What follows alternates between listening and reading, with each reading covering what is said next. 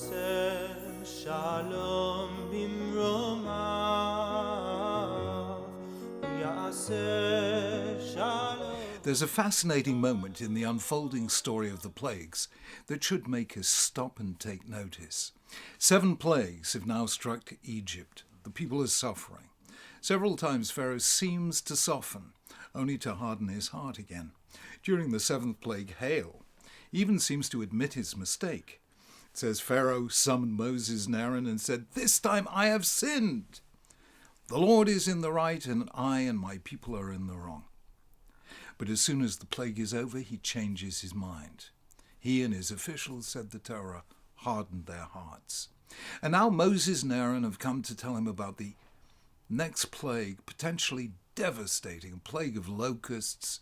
That, they say, will devour all the grain left after the hail as well as the fruit of the trees. And for the first time we hear something we haven't heard before.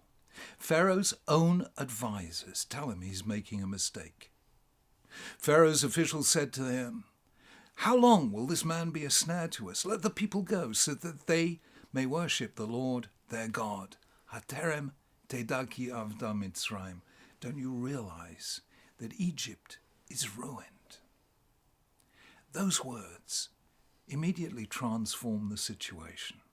Let me explain how. Back in 1984, the historian Barbara Tuchman published a famous book called The March of Folly.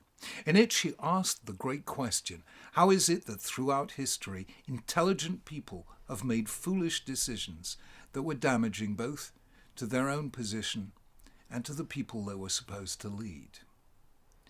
By this, she didn't mean decisions that in retrospect proved to be the wrong ones.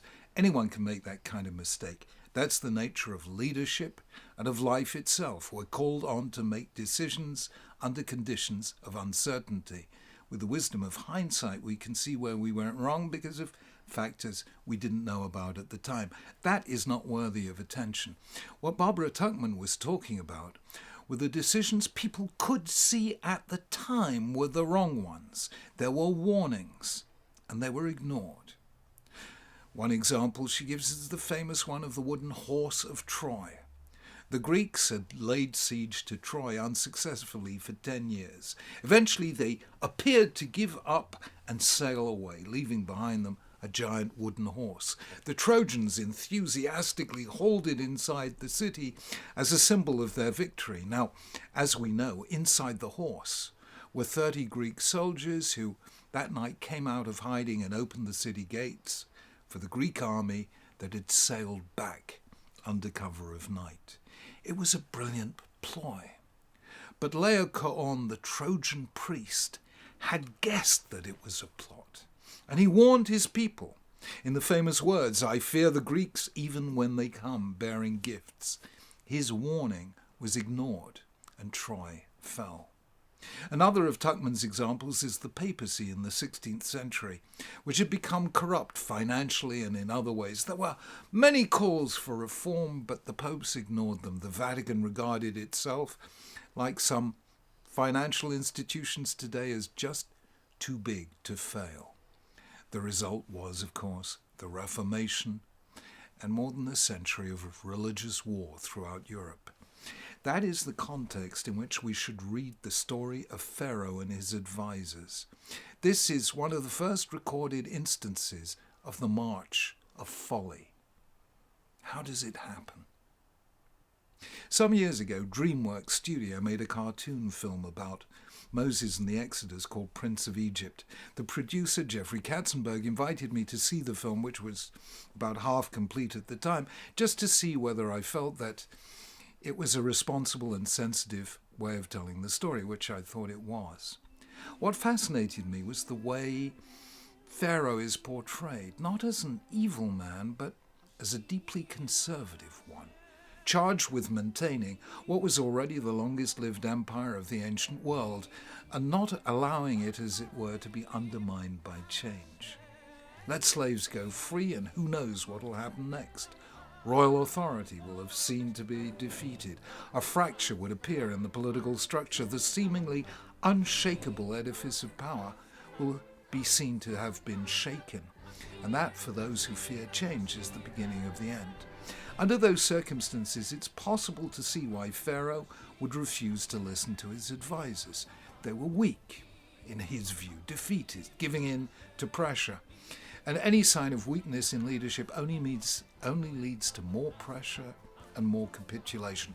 Better be strong and continue to say no and just endure one more plague.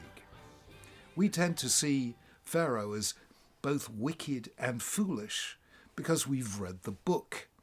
His advisors could see clearly that he was leading his people to disaster, but he may well have felt that he was just being strong while they were being merely fearful.